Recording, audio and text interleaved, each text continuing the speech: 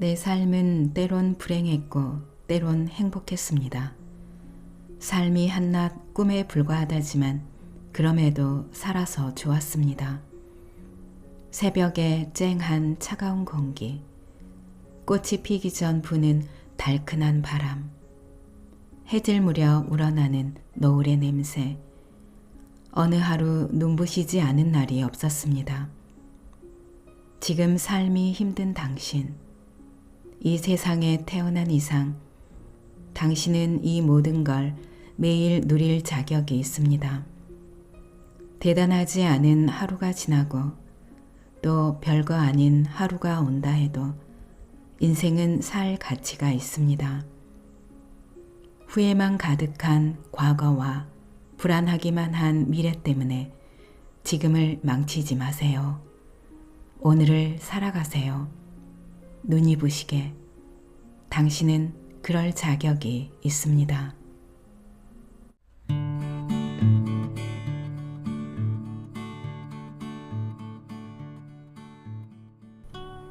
안녕하세요. 여러분의 삶이 눈부시게 빛나길 바라는 루나펄스입니다. 오늘 소개해 드릴 책은 우리가 너무나 사랑하는 배우 김혜자의 연기 인생이 담긴 책 그럼에도 불구하고 생애 감사해입니다. 이 책은 수호 서재에서 펴냈습니다. 한국을 대표하는 연기자, 우리가 사랑하는 배우, 국민 배우, 국민 엄마, 수식어가 참 많은 배우입니다. 그녀는 지난 60년간 수많은 배역으로 살면서 삶의 모순과 고통, 환희와 기쁨을 전했습니다. 죽기 살기로 연기하면 그 뒤는 신이 책임져 주시리라는 믿음으로 연기 잘한다는 평가를 최고의 선물이라 여기며 몰입했다고 합니다. 생애 감사해 이 책은 아프리카 아이들의 이야기를 담은 책 꽃으로도 때리지 말라 이후 20년 만에 자신의 진솔한 이야기를 담아냈습니다. 개인으로서 배우로서 자신의 삶을 바라보는 자세와 생각을 통해 인생을 대하는 자세를 성찰할 수 있는 에세이입니다.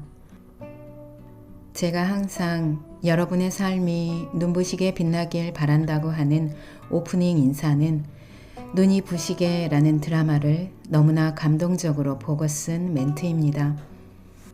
눈부시지 않은 날이 없었다 라는 눈이 부시게 드라마에 나오는 나레이션처럼 생을 바라보는 배우 김혜자의 시선이 저의 낭독을 통해 여러분에게 전해지길 바랍니다. 그럼 책의 내용 중에서 일부 소개해 드리겠습니다. 오늘도 책과 함께 편안한 시간 되시기 바랍니다. 눈부시지 않은 날이 없었다. 눈이 부시게는 한 여자의 일생을 그린 드라마입니다. 김석윤 연출자가 이 작품을 김혜자 헌정 드라마라고 했습니다. 그럼 나 죽어야 해요? 하고 물었더니 산 사람에게도 헌정합니다 하며 웃었습니다. 내가 한 대사 중에 방영 후 유명해진 70대에 비로소 알게 된 것들이라는 제목의 대사들이 있습니다. 노인들의 모습을 흉내내며 노인들 보면 꼭 슬로모션 걸어놓은 것 같지 않아? 횡단보도 같은 거 건널 때 보면 말이야 하면서 웃는 25살 친구들인 현주와 송은에게 극중의 혜자가 말합니다. 너희가 뭘 알아? 무릎이 안 좋아서 그렇게 걷는 거야. 마음으론 벌써 100m 뜀박질했어. 너희들한테는 당연한 거겠지만 잘 보고 잘 걷고 잘 숨쉬는 거 우리한텐 그게 당연한 게 아니야. 되게 감사한 거야. 너희가 그걸 알아? 사람들이 이 장면을 많이 공유한다고 들었습니다. 갑자기 찾아온 70대를 받아들이기로 한 혜자가 가장 먼저 한 일은 체력 테스트입니다. 몇 걸음만 걸어도 숨이 차고 달리기는 아예 불가능합니다. 젊을 때는, 살만할 때는 잘 모릅니다. 꼭 못 걸어 봐야만 합니다. 신이 그렇게 만들어 놓으셨습니다. 인생에는 언젠가는 걷는 것에 감사하고 숨 쉬는 것에 감사하고 매사에 감사할 날이 찾아옵니다. 또 하나의 대사는 무한한 가능성을 가진 청춘이지만 현실은 백수였던 25살의 해자가 70대가 되어서야 시간의 소중함을 느끼고 나서 하는 말입니다. 아무것도 하지 않는 잠방. 인터넷 방송 진행자가 자는 모습을 보여주는 수면 방송입니다. 잠방을 하는 영수와 그것을 보고 있는 영수TV 시청자들을 보고 해자가 말합니다. 늙는 거 한순간이야. 너희들 이딴 잉여 인간 방송이나 보고 있지? 어느 순간 나처럼 된다. 나도 몰랐어. 내가 이렇게 늙어버릴 줄. 극중 대사만이 아니라 정말 그렇습니다. 나도 몰랐습니다. 내가 이렇게 늙어버릴 줄. 준비할 시간도 없이 누구나 갑자기 늙어버린다는 걸 깨닫지 못했습니다. 인생은 곧 시간이기 때문에 그 시간을 소중히 여기지 않는 사람은 자기 인생을 소중히 여기지 않는 것입니다. 영수TV를 보는 젊은 시청자가 해자에게 묻습니다. 할매가 되어 좋은 점은? 해자가 말합니다. 아무것도 안 해도 된다는 거. 그저 죽을 날 기다리면 된다는 거. 또 다른 사람이 묻습니다. 당장 늙을 수 있는 방법이 뭔가요? 내가 말합니다. 나랑 삶을 바꿔 살 사람 있어? 날 보면 알잖아. 니들이 가진 그 젊음이 얼마나 대단하고 엄청난 건지. 그니깐 정신 챙겨. 특히 걔 영수 너. 넌 언제 사람 될래? 25살 때는 밥만 먹어도 기운이 넘쳤지만 70대가 된 해자에게는 이정은 배우가 역을 맡은 엄마가 챙겨준 약이 가득합니다. 그 색색의 알약들을 보며 해자는 말합니다. 나이를 먹는다는 건 그 나이만큼 약을 먹는 거나 다름없다. 예전 어르신들이 밥상 앞에서 밥맛이 없다는 얘기를 하던 게 이해가 간다.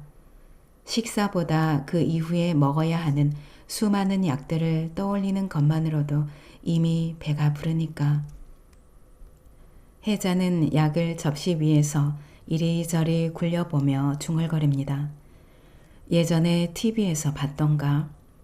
양식장 속의 연어들이 밥과 그리고 같은 양의 항생제를 매일같이 먹으며 작은 수조에서 살고 있었다. 그쯤 되면 연어들은 스스로 사는 게 아니라 말 그대로 약발로 사는 거였다.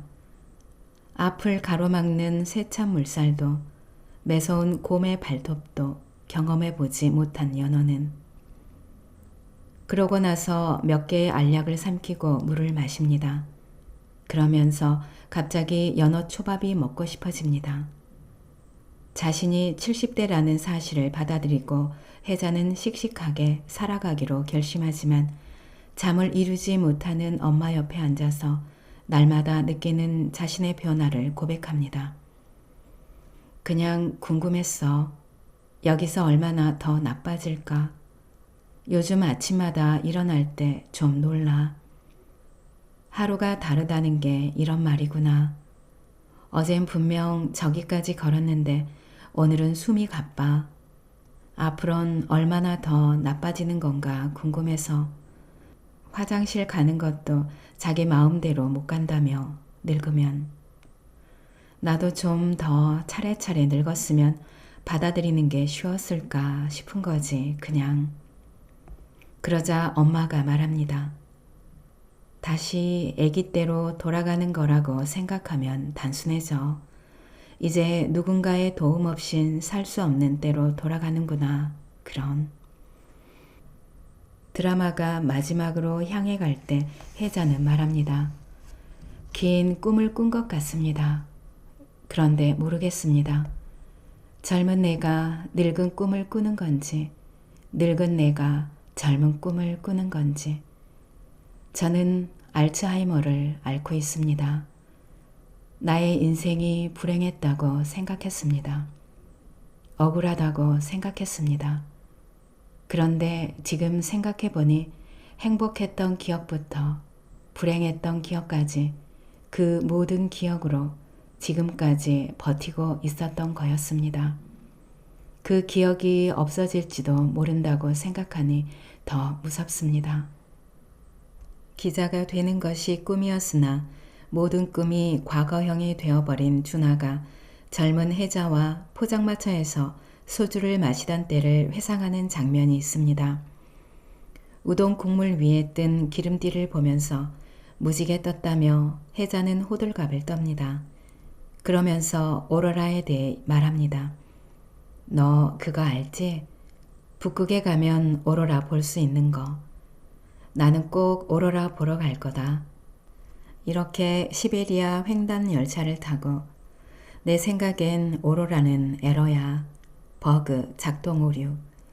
내가 옛날에 어디선가 읽어봤는데 오로라는 원래 지구 밖에 있는 자기장인데 어쩌다 보니 북극으로 흘러 들어왔다는 거야.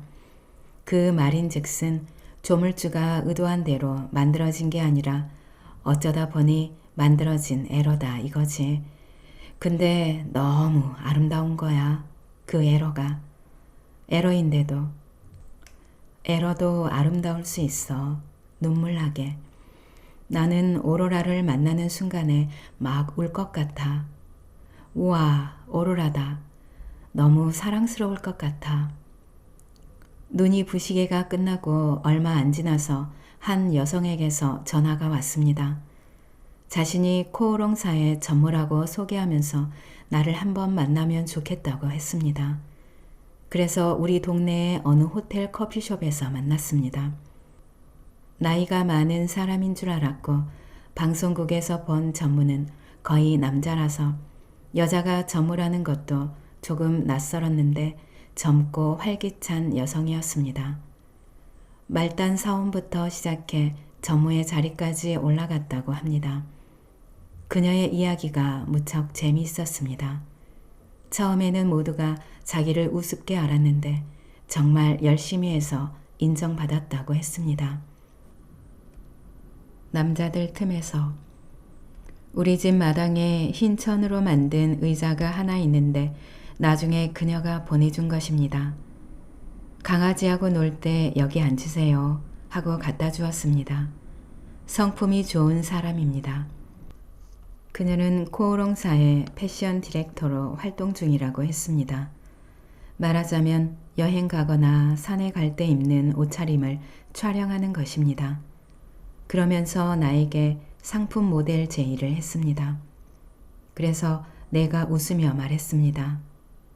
그 컨셉이 나하고 어울려요? 그랬더니 그녀가 말했습니다. 선생님하고는 뭐든지 어울려요. 그 말이 기분 좋았고 그래서 하자고 했습니다. 그렇게 해서 아이슬란드에 가서 오로라 보는 광고를 찍었습니다.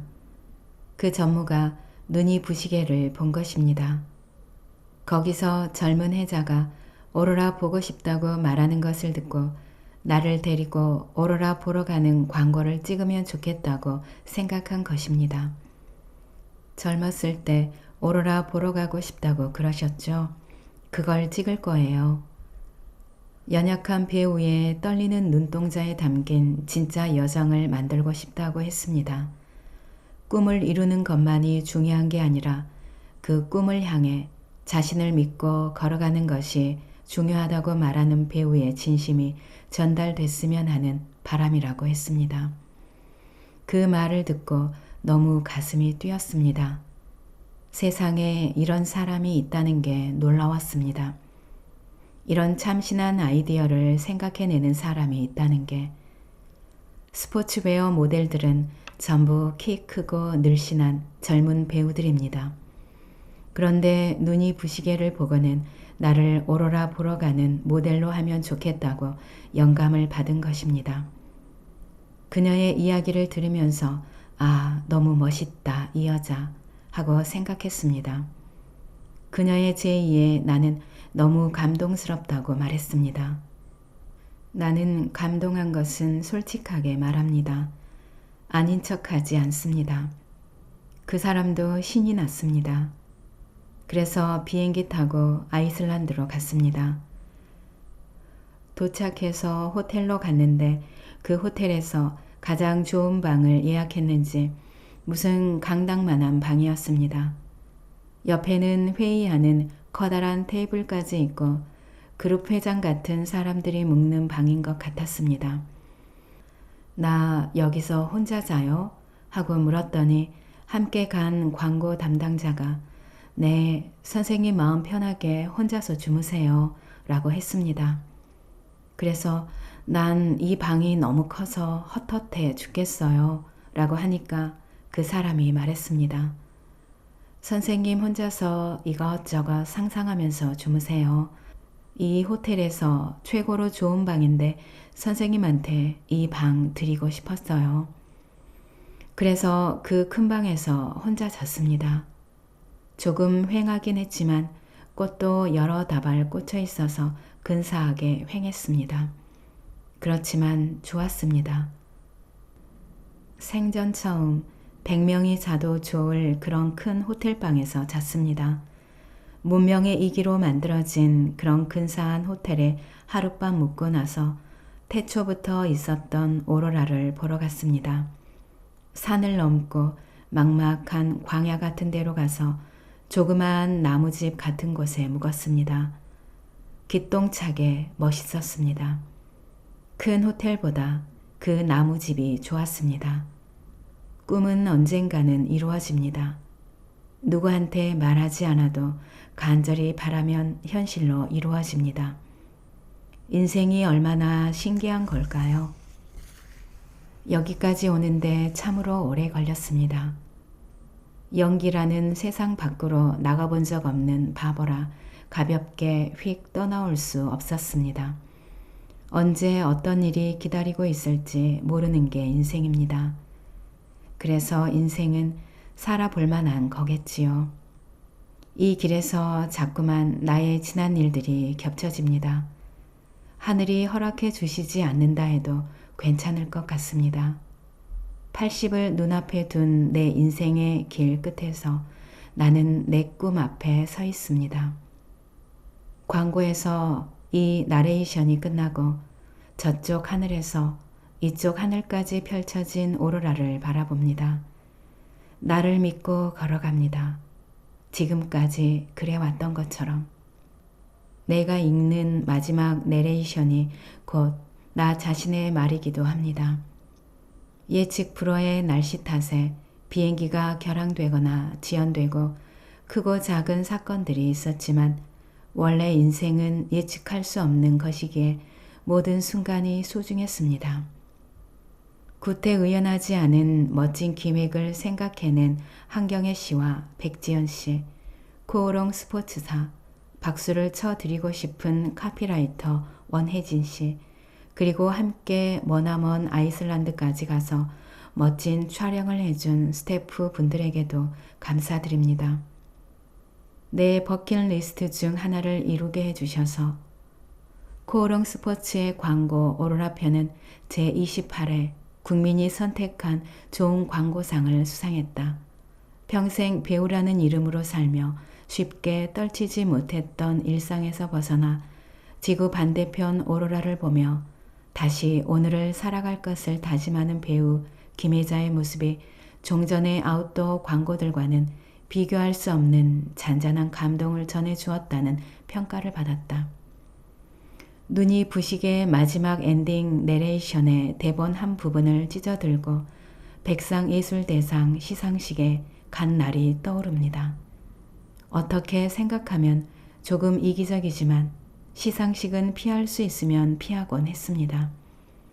배우는 연기를 열심히 해서 좋은 드라마를 보여주면 된다고 생각했습니다. 내 역할은 거기까지라고 여겼습니다. 그런데 눈이 부시게가 너무 큰 사랑을 받았고 또 수상 후보에 올랐다고 해서 나가지 않을 수 없었습니다. 상 받는 거 미리 알려준다고 생각하는 사람들도 있지만 그렇지 않습니다. 후보에 오른 것 정도만 말해줍니다. 나는 김석윤 연출자에게 말했습니다. 나 좀 가르쳐줘요. 나 상 안 타도 돼요. 그냥 후보에만 오른 것이면 안 가고 싶어요. 그러자 연출자도 전혀 알지 못한다고 했습니다. 주최 측에서 절대로 미리 알려주지 않는 것입니다. 막상 나가려 하니 상을 받지 못할 수도 있지만 상을 받게 되면 어쩌지 하는 고민이 생겼습니다. 안 나가고 싶다고 했다가 상 받을 걱정을 하는 나에게 피식 웃음이 났습니다. 만약 상을 받게 되면 수상 소감을 뭐라고 해야 하나. 마당에 앉아서 강아지 수수를 안고 말했습니다. 수수야, 어떻게 하지? 만약 상 타면 뭐라고 인사말을 하지? 나 이런 거 정말 너무 어려워. 그렇게 혼자 중얼거리다가 그 드라마 마지막 내레이션 좋은데 그거 하면 어떨까 하는 생각이 퍼뜩 들었습니다. 상을 받게 되면 사람들이 많이 좋아해준 내레이션을 들려주면 좋을 것 같았습니다.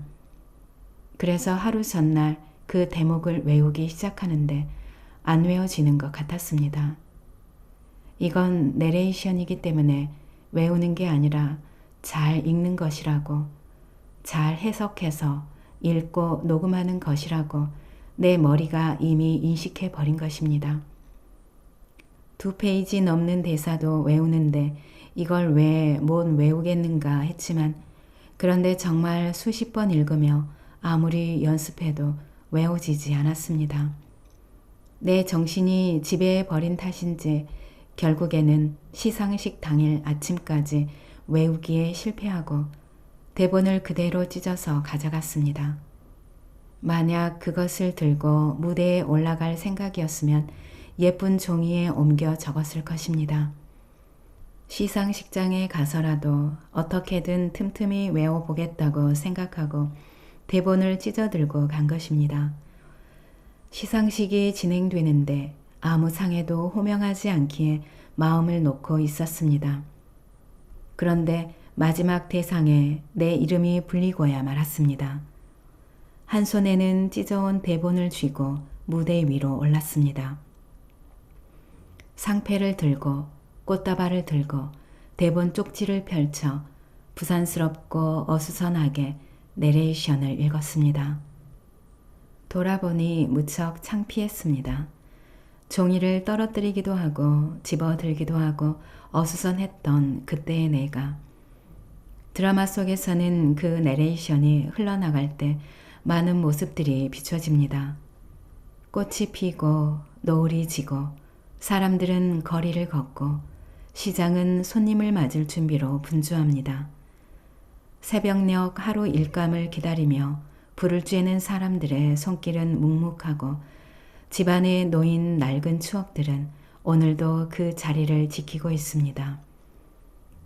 대단하지 않은 하루가 지나고 또 별거 아닌 하루가 온다 해도 인생은 살 가치가 있다. 드라마 속 장면이 아닌 시상식장 무대에 홀로 선 나는 이 내레이션을 잘 외워 독백처럼 연기하고 싶었습니다. 우리에게는 삶을 누릴 자격이 있음을 전하고 싶었습니다. 우리 삶의 아름다움을, 그 감사함을 전하고 싶었습니다. 나이가 들면 그렇습니다. 손이 바쁘고 주변이 어수선해집니다. 목소리가 커지고 말이 많아집니다. 어느 순간 내가 왜 이렇게 말을 많이 하고 있지 하고 소스라치게 놀랄 때가 있습니다. 그날도 그렇게 부산스럽고 수선스러웠지만 그 자리에 있던 많은 분들이 눈물을 흘렸습니다. 알기 때문입니다. 우리 삶이 때론 불행하고 때론 행복하다는 것을, 삶이 한낱 꿈에 불과할지라도 그래도 살아서 좋다는 것을, 이 세상에 태어난 이상 우리는 삶을 누릴 자격이 있다는 것을, 대본을 쓴 이남규, 김수진 작가에게 허락을 받아 이곳에도 옮겨 놓습니다.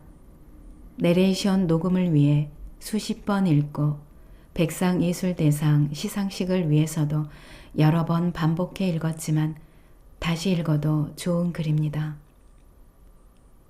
내 삶은 때론 불행했고 때론 행복했습니다. 삶이 한낱 꿈에 불과하다지만 그럼에도 살아서 좋았습니다. 새벽에 쨍한 차가운 공기, 꽃이 피기 전 부는 달큰한 바람, 해질 무렵 우러나는 노을의 냄새, 어느 하루 눈부시지 않은 날이 없었습니다. 지금 삶이 힘든 당신, 이 세상에 태어난 이상 당신은 이 모든 걸 매일 누릴 자격이 있습니다.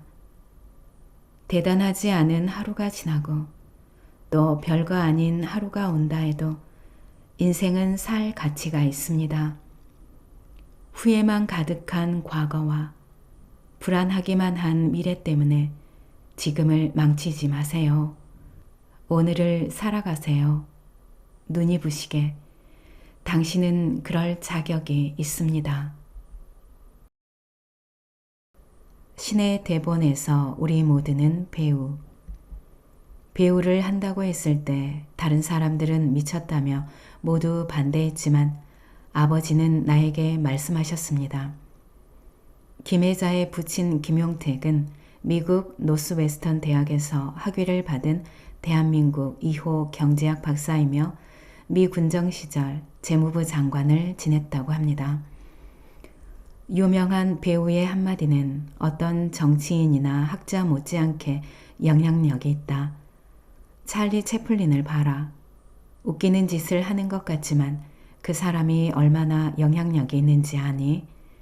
좋은 배우가 되거라.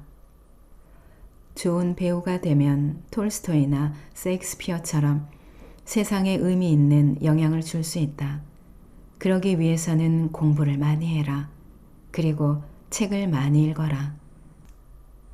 내가 태어나기 직전 아버지는 높은 연단에 서서 많은 군중의 박수를 받는 꿈을 꾸었습니다. 아버지 옆에 놓인 어항 속에 예쁜 빨간색 붕어가 헤엄치고 있었는데 사람들의 박수는 어항을 향해 있었다고 했습니다. 그래서 아버지는 우리 혜자는 많은 사람을 즐겁게 해 박수를 받는 사람이 될 것이라고 말씀하셨습니다. 그런데 금붕어가 한 마리라 외롭겠다 하셨답니다. 하지만 초등학교 시절은 그저 국어 시간이면 책 잘 읽는 정도의 평범한 아이였습니다. 5남매 중 셋째로 태어나 부모의 사랑이나 간섭을 모르고 살아서 어려서부터 웬만한 일들은 혼자 생각하고 혼자 해결했습니다. 지금도 그렇지만 특별히 예뻤다거나 뛰어난 재주꾼도 못 되었고 그래서 그런지 부모님이나 교사들이 내게 별로 큰 기대를 걸지 않았습니다. 고등학교 때 우리 학년만 해도 김혜자가 4명이나 되었습니다. 얼마나 흔해 빠진 이름인지 그래서 아이들은 다 다르게 불러야 하니까 그 4명의 이름 앞에 각자의 특징을 붙여서 불렀습니다. 키 큰 김혜자, 피아노 잘 치는 김혜자, 공부 잘하는 김혜자, 배우 같은 김혜자라고 구분해서 불렀습니다. 내가 바로 배우 같은 김혜자였습니다. 연극반 주인공을 했었기 때문입니다. 그렇게 불리는 것이 싫지는 않았습니다. 그래서 나도 장차 배우가 된다고 늘 생각했던 것 같습니다. 그때의 동창들이 텔레비전에 나오는 내 얼굴을 볼 때마다 일찍부터 알아맞힌 자신들의 애언을 신기하게 생각할지도 모릅니다. 그때 아이들은 왜 나를 배우 같다고 했을까? 배우가 된 초기의 나를 거울에 비춰봐도 특별하게 배우 같은 데라고는 없었습니다. 그 당시에는 예쁘다든가 미인이라는 말을 직접 들어본 적도 드물었습니다. 내가 봐도 결코 예쁜 얼굴은 아니라는 것쯤은 알고 있어서 그런 찬사를 기대하진 않았지만 여배우 하면 우선 미인이어야 한다는 일반 사람들의 상식을 실망시킬까봐 그것이 걱정이었습니다. 나는 고등학교 때부터 영화를 미치도록 좋아해서 거의 하루도 거르지 않고 영화를 봤습니다. 수업 시간이 왜 그렇게 지루했던지 학교가 끝나는 종이 울리기 무섭게 감옥에서 풀려난 기분으로 뛰어나갔습니다. 영화관에 가서도 보았고 텔레비전에 AFKN에서 틀어주는 흑백 영화라도 보았습니다. 영어 대사를 이해할 수 없으면 영상만으로도 보았습니다. 엘리자베스 테일러, 에바 가드너, 라나 터너, 오드리 헵번, 진 피터스, 마릴린 먼로, 앤 박스터, 앵그리드 버그만, 데보라 카, 진 시몬스. 이런 여배우들의 얼굴 표정에서부터 발끝 움직이는 것까지 내 머릿속을 온통 사로잡았습니다. 나의 조그만 가슴을 설레게 한 남자 배우는 로버트 테일러, 조셉 커튼, 제임스 메이슨, 게리 쿠퍼, 로런스 올리비에, 타이론 파워, 클라크 케이블이었습니다. 해밍웨이의 누구를 위하여 종은 울리나 영화에서 총상 입은 게리 쿠퍼를 두고 말에 실려가는 앵그리드 버그만이 애절하게 외치던 마지막 씬의 여운이 귀에 남아서 그 장면을 되새기면서 한밤을 짜릿한 슬픔으로 보냈던 일이 기억납니다. 빗속의 방문객의 주목코 찰스 브론슨과 마를렌 조베르도 멋있었습니다. 조베르는 주근깨 투성이에 몸도 조그맣고 말랐지만 표정 하나하나가 관객을 사로잡는 매력을 가졌습니다. 조베르가 기차역에서 빨간 여행 가방을 몰래 훔치다가 찰스 브론슨한테 들키자 금방 셀쭉 웃던 깜찍한 모습은 몇 마디 대사보다 멋있습니다. 나는 조베르가 미인이 아니어서 은근히 호감이 갔습니다.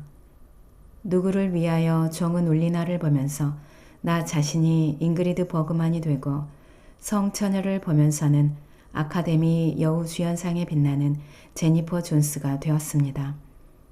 라나 터너가 주연한 파도와 피어 엔젤리가 나오는 내일이면 늦으리도 내가 좋아한 영화입니다. 그런 영화들을 보면서 연기자의 꿈을 키웠습니다. 극성스럽게 보았던 배우 사진과 영화 프로그램은 아직도 일부가 남아 있습니다. 그 바람에 성적은 끝에서 몇 번째였던 적도 있습니다. 그 당시 내가 다닌 경기여고는 영화관에 갔다가 발각되면 이유를 막론하고 정학이었습니다. 한 번은 영화 파도를 보러 갔다가 훈육 주임이신 생물 선생님에게 들켰습니다. 사복을 입고 중앙극장에 갔는데 딱 마주쳤습니다. 그런데 그 생물 선생님이 나를 참 예뻐하셨습니다. 내가 가만히 고개 숙이고 서 있었더니 그 선생님이 말했습니다. 내가 너를 정학은 시키지 않을 거야. 하지만 양심적으로 화장실 청소는 네가 자진해서 하도록 해. 알았지? 그래서 정학을 맞지 않고 아슬아슬하게 졸업장을 받았습니다. 겉으로는 얌전한 학생이었습니다. 별로 말을 하지 않고 또 몸가짐도 조용한 편이었습니다. 배우가 된 후에도 주위 사람들이 충고할 정도로 평범한 차림으로 다녔습니다. 배우답게 멋을 좀 내라는 말을 자주 들었지만 천성이 게을러서 그런지 외모에 인위적인 것은 신경을 쓰기 싫었습니다. 연기인일수록 여러 사람들과 어울려 사교에 익숙해야 한다는 것을 알면서도 번잡스럽고 떠들썩한 것이 싫어 녹화가 끝나면 집으로 곧장 직행했습니다. 하지만 내 내면의 세계, 공상의 세계는 무척 화려하고 엉뚱하다는 것을 남들은 알지 못했습니다. 여학교 때도 그랬지만 지금도 나는 친구가 없습니다. 하나 있던 친구마저 미국으로 이민을 가버렸습니다. 많은 사람 앞에서 말도 잘 못하는 내성적인 성격인데 그런 사람이 어떻게 배우 될 생각을 했을까 남편까지 의아해했습니다. 일종의 신이 들리는 것처럼 모라의 경지에 빠진다고 하면 과장된 표현일지 모르지만 주위 사람들조차 놀라워했습니다. 그 어떤 영화보다도 안소니 퀸과 줄리에타 마시나 주연의 길, 로버트 테일러와 비비안 리가 주연한 애수는 나의 인생 영화였습니다. 길을 보고 그 영화에 나오는 여자 배역에 반했습니다. 짐승 같은 고개사 잠파노에게 끌려다니면서 북을 치고 춤을 추는 등 온갖 일을 다하는 어딘가 좀 모자라지만 천사같이 마음씨가 고운 젤소미나 같은 역을 꼭 하고 싶었습니다. 철학 박사 학위까지 갖고 있는 배우 줄리에타 마시나가 그런 바보 같은 연기를 해내는 것을 보고 반할 수밖에 없었습니다. 대학교 2학년 겨울방학 때 KBS 탤런트 공채 1기생으로 뽑혀 연기자가 되었습니다. 하지만 열정만 가득했지 연기의 기초가 없었습니다.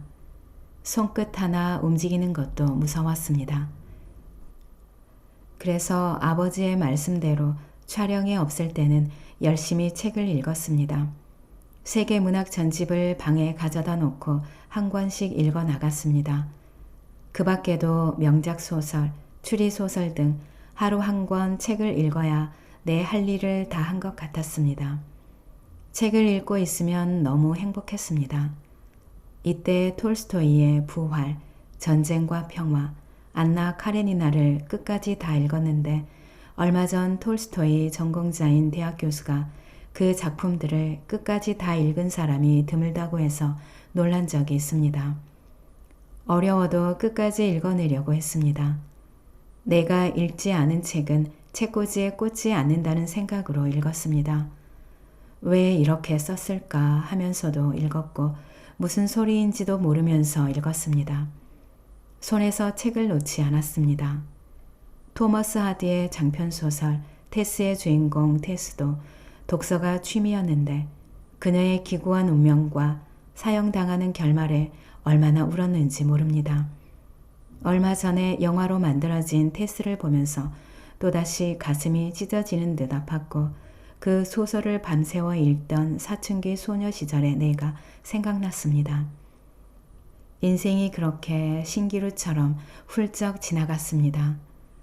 테스를 밤새워 읽고 학교에 갔는데 첫 시간이 생물시험 시간이었습니다. 시험지에 반, 번호, 이름만 쓰고 엎드려 잠이 들었습니다. 종소리가 들려서 번쩍 눈을 떴는데 뒤에서부터 시험지를 걷어서 오고 있었습니다. 한 줄도 답을 쓰지 못했습니다. 그런데 너무 감사하게도 나를 귀여워해 주신 영화관에 갔다가 들킨 그 생물 선생님께서 과목 낙제를 면하게 해주셨습니다. 벌써 돌아가셨겠지만 성함을 아직 잊지 않고 있습니다. 평소에는 얌전하고 숫기도 없었고 국어 시간에만 좋은 글이 있으면 선생님께서 김혜자 한번 읽어봐 하시는 정도였습니다. 점심시간에는 방송실에 가서 마이크를 통해 수필이나 시 같은 것을 낭독했습니다. 작가는 기억이 안 나지만 낭독한 작품 중에 하얀 길이라는 단편소설이 생각납니다. 학생들이 좋아해서 여러 번 낭독했습니다. 나는 연극반 소속이었고 학급 대항 연극제에서 주연상을 타기도 했습니다. 제목은 감나무였습니다. 왜 이런 것은 잊히지 않는지 모르겠습니다. 레마르크의 개선문도 인상 깊게 읽은 소설입니다. 파리 뒷골목에서 무면허 의사로 살아가는 산부인과 의사의 이야기라는 것밖에는 지금은 내용이 다 생각나지 않지만 또돌이 여가수와의 만남이 영화 같다는 상상을 하며 읽은 기억이 납니다. 도스토옙스키의 죄와 벌을 읽고는 몇 날 며칠 동안 잠을 설쳤습니다. 죄는 무엇이고 벌은 무엇일까? 내 기준의 죄는 무엇이고 신의 기준에서 벌은 무엇일까? 그렇게 문학 작품은 나에게 사고할 재료를 주었습니다. 그리고 대본을 받으면 시놉시스를 보면서 내가 이 역을 맡으면 세상에 무슨 영향을 줄 수 있나 그런 생각을 먼저 하게 되었습니다. 아버지가 나에게 준 가르침이 그것이었습니다. 내가 맡은 배역이 아무리 인생의 속박에서 고통받는 역이라 해도 그 속에 바늘기만 한 희망이 보이는가? 그것이 내가 작품을 선택하는 기준이었습니다. 주인공이 삶의 밑바닥을 헤매어도 그곳에 희망이 있나? 그 희망을 연기할 구석이 있나? 내일의 이야기가 혹은 그 다음이 보이는가? 끝없는 절망 속에서 이 여자가 그냥 죽음을 선택해버리나? 그렇지 않고 아무리 힘든 상황 속에서도 한 줄기 빛이 어디엔가는 있나? 그것을 찾고 그것을 연기하려고 노력했습니다.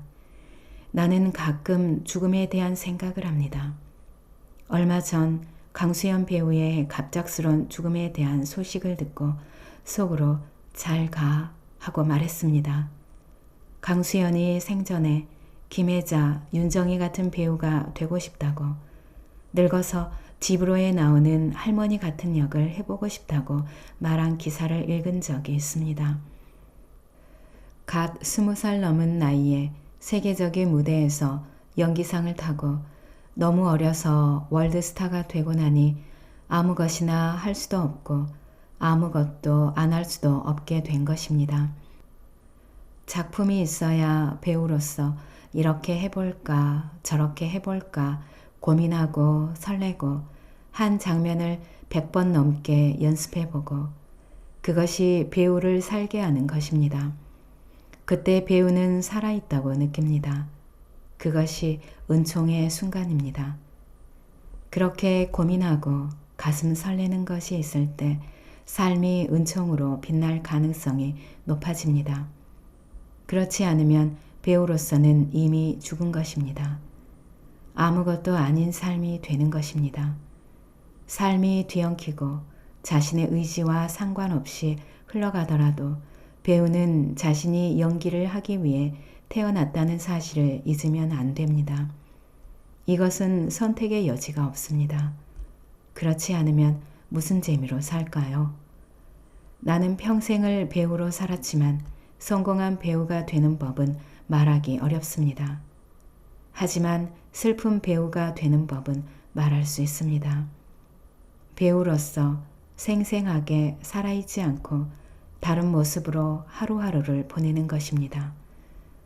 강수연 배우의 갑작스러운 부고를 전해받고 또다시 죽음에 대해 생각했습니다. 그리고 다시 나에 대해 생각했습니다. 배우를 살게 하는 것에 대해 생각했습니다. 과거로 돌아가 다시 시작할 수 없는 것이 인생입니다. 그렇기 때문에 산다는 것은 존엄한 것입니다. 누구든지 죽는다는 것은 슬픕니다. 어렸을 때 영화제에서 상 타지 않고 평범한 주부 역할도 하고 세계적인 배우는 아닐지라도 평범한 여성으로 살았으면 더 좋았을지 모르겠습니다. 어릴 적에 강수연에게 너무 큰 것이 왔습니다. 정말 마음이 아팠습니다. 가엾어서 김혜자, 윤정희 같은 배우, 집으로의 할머니 같은 역을 하고 싶다 했는데 그래도 멋있어 강수연, 배우답게 갔구나. 그곳에서 만나. 일본 배우 키키 키린이 있습니다. 죽을 때까지 280편이 넘는 드라마와 영화에 출연했습니다. 내가 출연한 영화 마더를 좋아해서 일본인 감독에게 영화를 본 자신의 감상을 열정적으로 이야기한 적도 있다고 합니다. 내가 연기하는 모습을 보면서 자신이 연기하는 상상도 해보고 그 영화를 만든 봉준호 감독과 함께 일해보고 싶다고 했다는 말을 들었습니다. 이제는 그만해야 할 때가 된 것이 아닌가 하는 생각은 나뿐 아니라 누구나 할 것입니다. 하지만 키키키린, 그녀는 60세에 왼쪽 눈의 시력을 잃고 암이 온몸에 전이 되어서도 죽기 직전까지 연기 생활을 계속했습니다.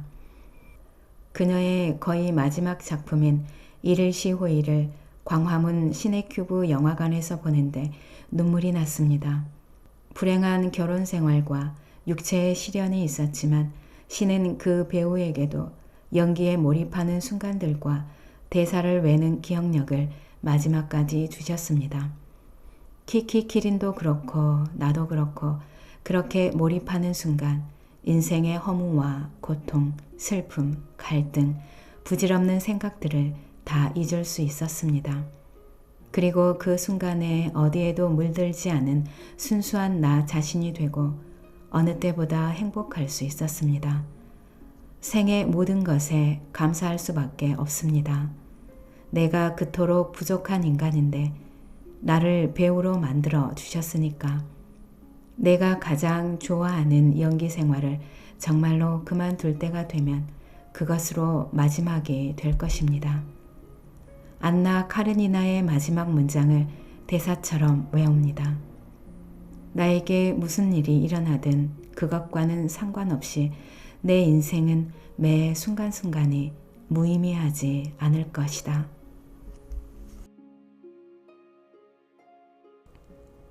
오늘 영상은 여기까지입니다. 여러분의 구독과 좋아요, 알림 설정은 저에게 큰 힘이 되는 거 아시죠? 오늘도 끝까지 들어주셔서 감사합니다.